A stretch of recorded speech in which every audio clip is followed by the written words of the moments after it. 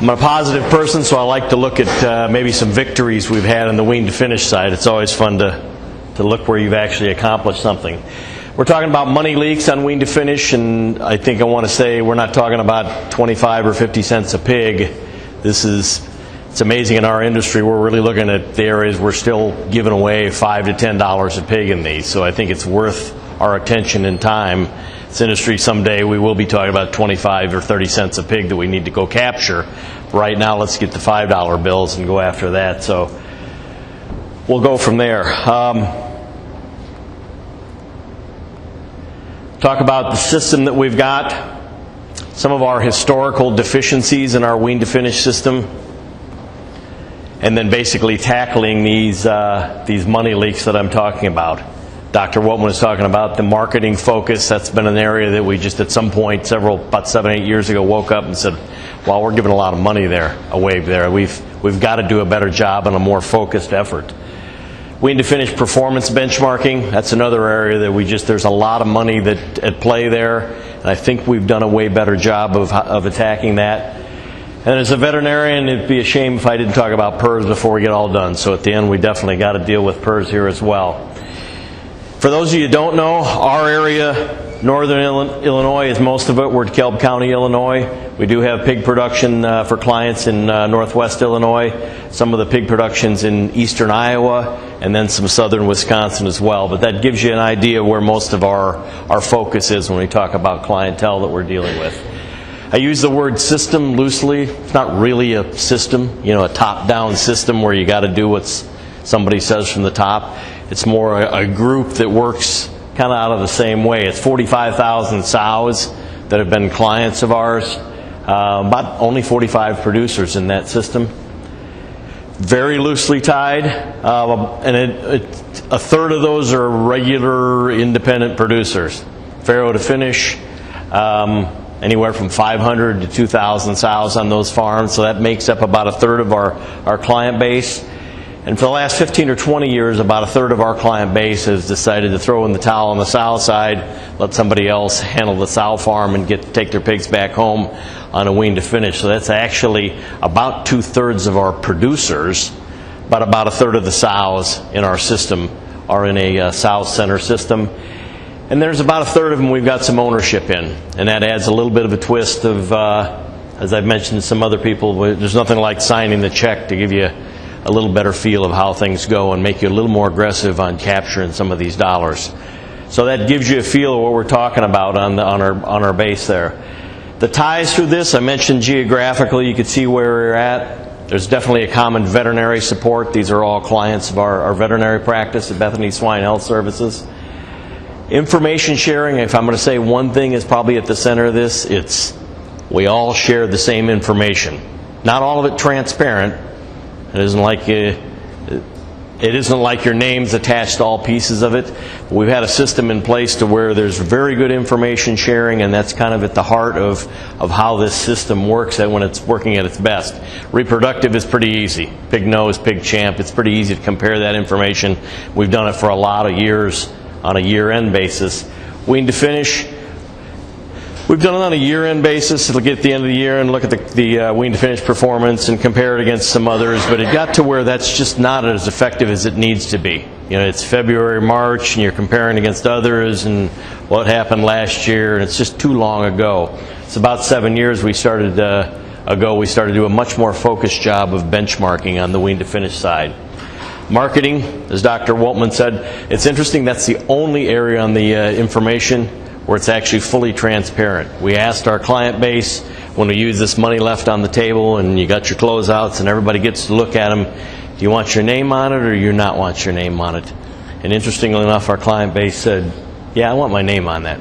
If I stink, I stink. I want to know that people are going to see that I'm not doing a very good job in some areas. So I think there's value in that. It's painful, and we've all had painful loads that show that we haven't done a good job. That's one that's fully transparent when it comes to putting somebody's name on it. And financial. Once a year we have a certainly financial cost of production, go through all the line items and cost of production comparison, average market price, average cost of production, how different things are done. So That's kind of how that groups. There is some common genetic ties in our group. They're not all the same genetics, but there's a fair amount of genetic ties within there. And then the PRRS Area Regional Control Program we've had. A large amount of our producers are within that region, and that really helped improve the communication as well. But those are how the system's tied together. To tell you everything, I think in the past we haven't had as good a focus as we needed on wean to finish production. We thought we were pretty good, we're doing a good job on wean to finish. We're getting our pigs, we're getting our information, and yada yada. But if now that we look at it today compared to what we were 10 years ago, I don't think we were good enough back then, and I'm glad we've made some changes in that. There just wasn't that intensity on the marketing side. Get your kill sheet back, look at your kill sheet and grown or whatever else, but we didn't, until Dr. Woltman had come up with this program where we actually have money left on the table that we know we've left real dollars behind, we didn't really do as good a job as we do today.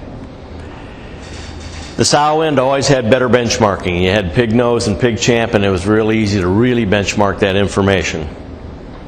And certainly PRRS, if I look at our PRRS efforts in the past 10 years ago compared to today, we were not doing the job back then. It was an endemic disease in the area. It was challenging. Veterinarians admittedly didn't have their arms around it. We were all stabbing and doing our best, but we really didn't have as good a handle on PRRS management certainly as we do today, and it was very frustrating. Okay, if we look at the marketing side of it, our focus was on sort loss in the past. Get your kill sheet back, look at your sort loss, and I think we probably pretended that was what was the only thing that was important. The packer's view of what we've done wrong. We were really leaving a lot of money on the table and lost opportunity. Selling pigs too heavy or too light is a lot bigger than what sits on that kill sheet. That was a weakness. And the key people weren't getting the information. Maybe the bean counter gets it, maybe the owner gets it, maybe somebody does, but it's not going to the right people. And it certainly wasn't arriving at the right time. The guy down in there at the slat level that's making that decision about loading the load tomorrow or the next day was not getting that information as well. And we couldn't use that as a kind of a real-time benchmarking. We couldn't compare ourselves with people selling to the same packer at the same time and get that at the end of the week and see how we've done and what we could have done better. And it just was not an adequate measurement of what is the real cost of marketing mismanagement.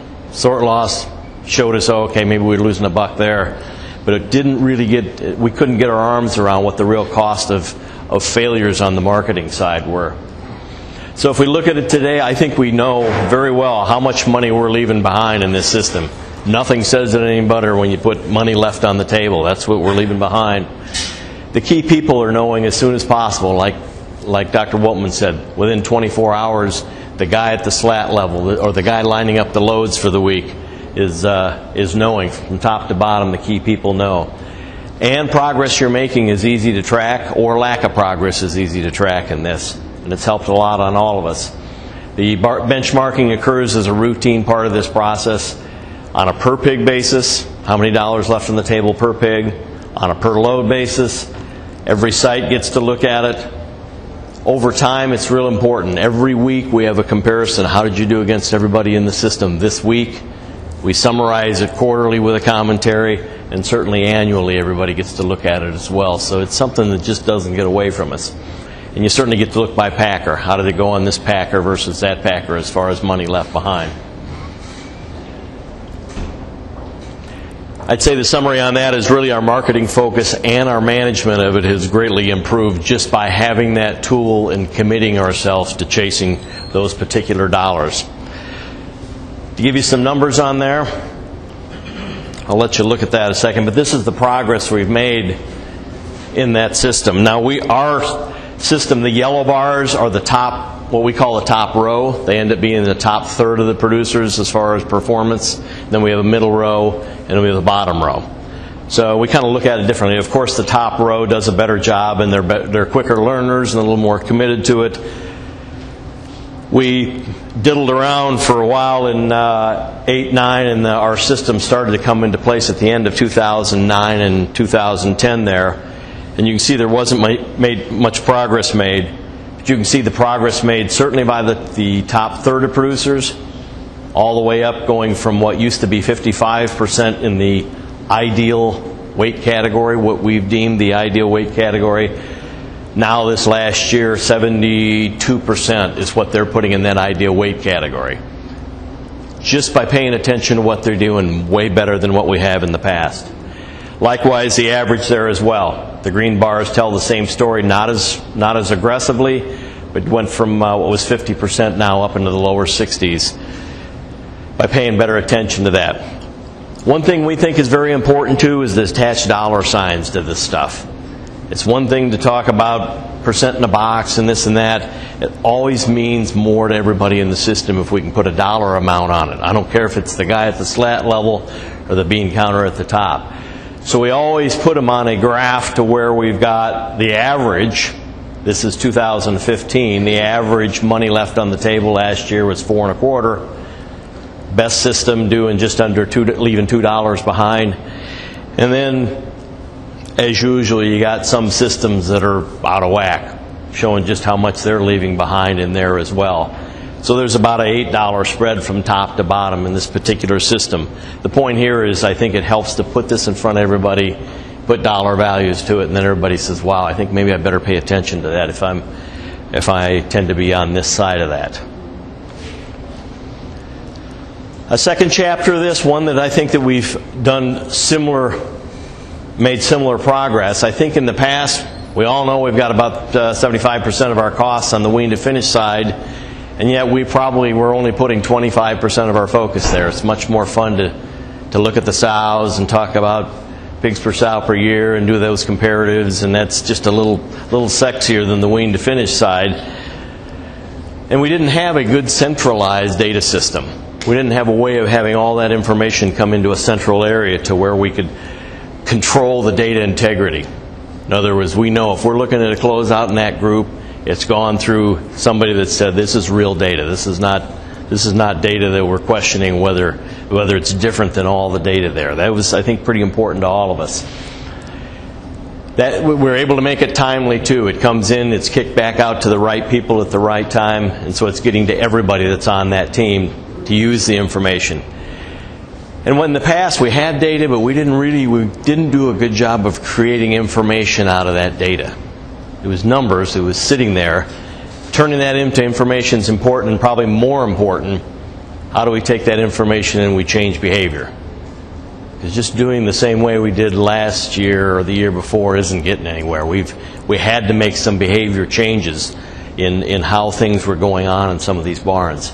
So getting that data to change behavior, I think, is a very important part for all of us. If we look at it today, the data is centralized. It's much more manageable. It's timely.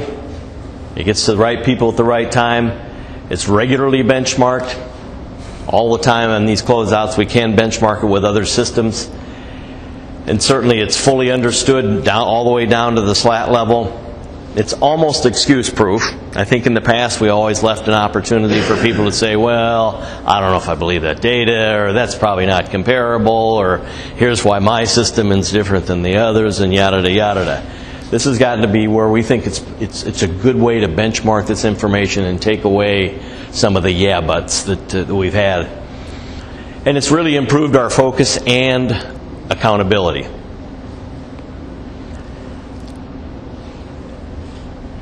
This is just a couple of items to look at in the system. Again, we started to do a better job back in about 2009.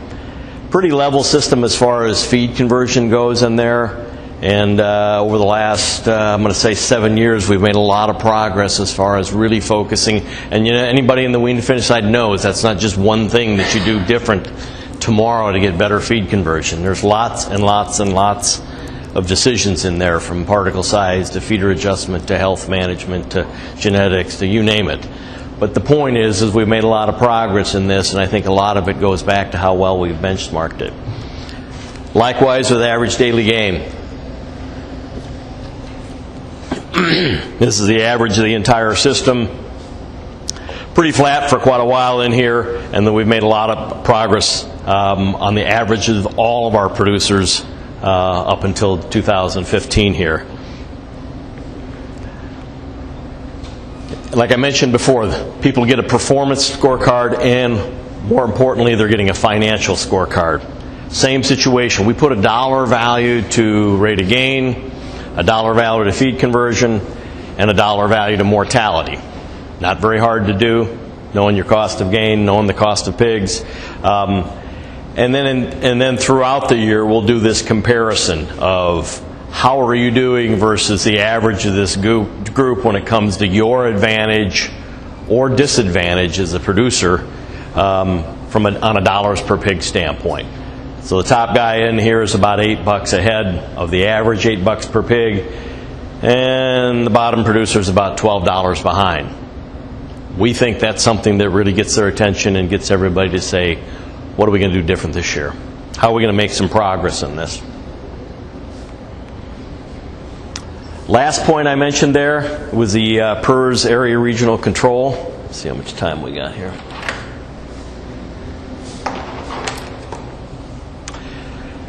Again, an area that I just don't think that we had as good a handle as we needed.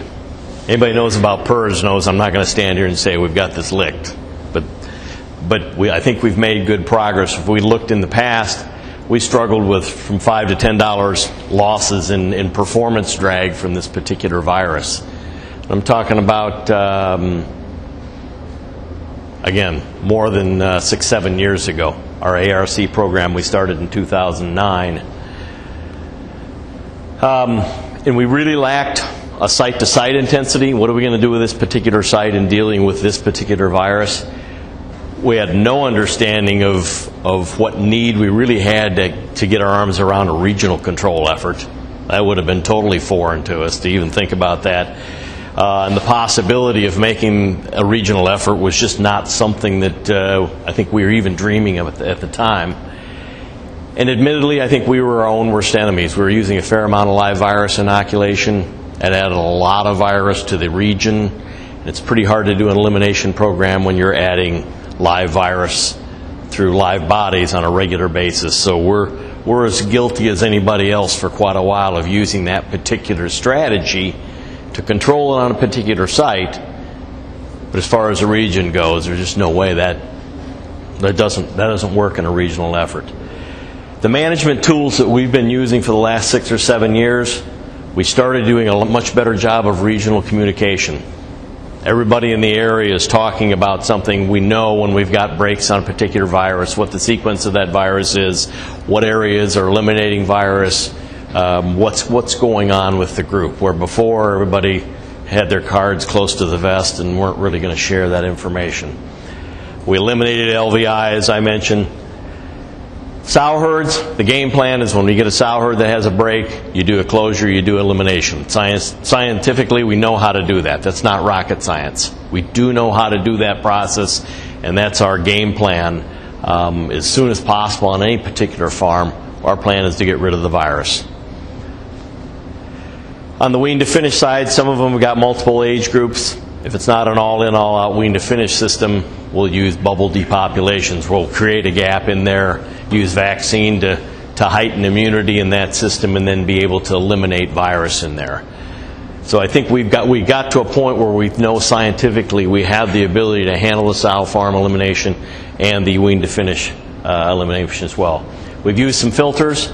On the boar stud, we've got a common gilt breeding farm that was in an area that was difficult. We've used filters on that. And likewise, there's one sow farm in the area. So 3 particular farms we've used some filters to manage it because we didn't think we were going to be able to get it done, or we had way too much risk without adding filters on there. Modified live vaccine, we've used a boatload of this. We actually think it's been an effective tool.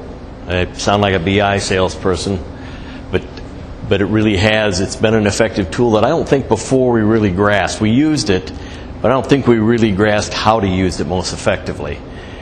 And we've all learned a lot on biosecurity, what we were doing 10 years ago versus what we're doing today. I think we're, especially in the transportation side of it, we've made a lot of progress there. I think we all get that biosecurity is way more important than what we used to be.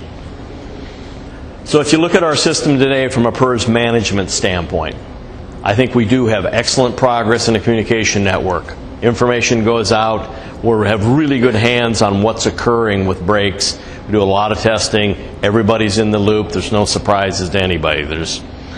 That's an important part of it.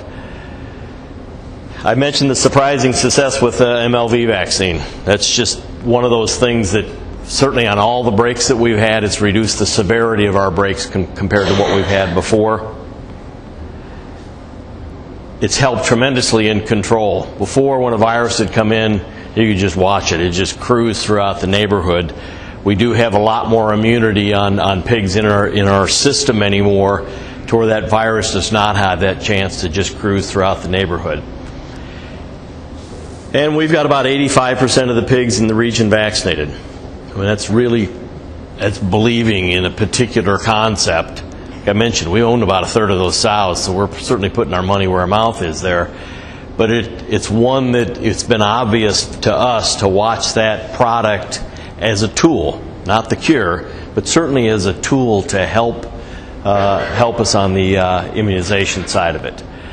We have a much better understanding of the value of immunity. Not only before, having a vaccinated herd when virus comes in certainly mitigates the infection, but what we didn't know is vaccinating after an infection certainly reduces the amount of virus that leaves that system. That was probably as alarming to us as anything. Some of the trials, Pipestone did a trial on there where they measured virus leaving a finishing system if you vaccinated those pigs that were sick or not vaccinated, and it just did a tremendous job of reducing the amount of virus that leaves a finishing barn there. Like I said, I'd be lying if I said, boy, we really got this virus whooped for 6 years. You know, 2 steps forward, 1 back, 2 forward, 1 back. Every winter is a different winter, and it's always something new. But I do think we've made really good progress in dealing with this compared to where we were before. That appreciation for trucking biosecurity, we all know when PED arrived, that was a real education on trucking biosecurity, and we were in a position to at least have gotten everybody educated and understand how important that was. We heightened it even more with PED, but that was one tool that's really helped us at least deal with PRRS in that area. If I was going to describe it today, I would say most of the region is drinking the Kool-Aid. When we started this, you know, producers they're like, well, we'll see how this goes, or my neighbor's going to try it first, but I'm not going to jump on this right away. It's taken quite a while, though. I do think we've got most of the producers on board and certainly drinking the Kool-Aid on making an effort on a regional PRRS control program. This is the same slide as I had before. Like I said, there's a lot of decisions in here as we made progress from one point to another. PRRS management is part of that. You can't tease it out of there and say how much of it's due to that. But there's no doubt about it, the regional control program and how well we've managed PRRS has helped that process. Same with rate of gain. The gains we had back in here, a lot of it was reduced intakes and certainly endemic chronic infections from PRRS that we've made a difference on. If you weren't paying attention, I'll go over the take-home messages very quickly. Got a couple minutes here. 75% of that money is in the wean finish side. I think our focus deserves to be 75% on as we chase some of the dollars there. Having a good handle on the full value of marketing mismanagement is what's driven that progress. Not just a piece of it, but really understanding financially what's going on there. The benchmarking has been very helpful. People getting information, having to answer questions about why am I not as good as I should be in some areas. Why are other guys with the same genetics and the same health or the same system doing a better job than I am, and how do I get from here to there? Because some of it was just looking in the mirror and say, how do I get from here to there? The regional PRRS control, I think it can significantly improve the cost of this disease. It's made a big difference in dealing with that disease, something we didn't have 10 years ago. As I said before, putting a dollar sign in almost every one of these parameters helps us as a group talk about the real cost of some of these particular diseases. One thought to leave you with: we're all looking for success there. I think we all feel that if we get those conditions right, we have been able to get the results we've wanted in these, but we do have to get the conditions right in these.